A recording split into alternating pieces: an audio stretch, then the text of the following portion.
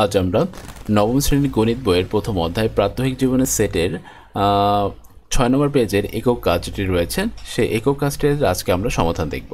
তো এখানে বলা হয়েছে প্রশ্নটি হলো এক্স একটি সেটের নাম আর এক্স সেটের অন্তর্ভুক্ত উপাদানগুলো হচ্ছে 5, 7, 9, 11 তারপর হচ্ছে 13।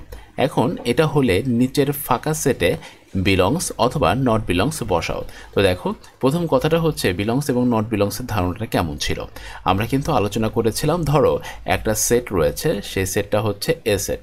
এখন এ সেটের মধ্যে রয়েছে ছোট হাতের স্মল এ এবং বি, ঠিক আছে। তো এখন এটাকে আমরা কিভাবে লিখতে পারি?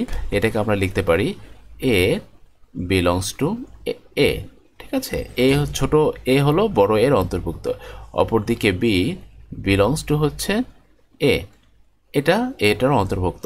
ঠিক তেমনিভাবে আমার এই সেটে যদি আর একটা থাকে সেটা হচ্ছে বি, আর বি সেটের মধ্যে যদি থাকে হচ্ছে সি এবং ডি, তাহলে কিন্তু আমরা এইখানে এই কথাটা লিখতে পারি না যে বি, এই যে আমাদের এখানে যে এটা আছে এ, এখানে বললাম নট বিলং টু হচ্ছে বি, তার মানে এ হলো বি এর অন্তর্ভুক্ত নয়, কেননা বি এর সেটের মধ্যে যেটা যারা রয়েছে তারা হচ্ছে B belongs, C belongs to হচ্ছে বি, এরকম, ঠিক আছে।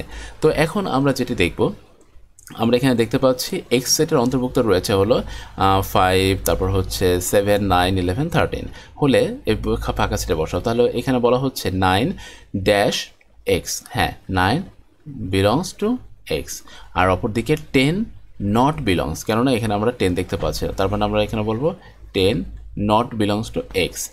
এখানে আমরা 3 দেখতে পাচ্ছি না, তার মানে আমরা বলবো 3 নট বিলংস টু এক্স। এখানে আমরা 13 দেখতে পাচ্ছি, আমরা বলবো 13 বিলংস টু এক্স, ঠিক আছে।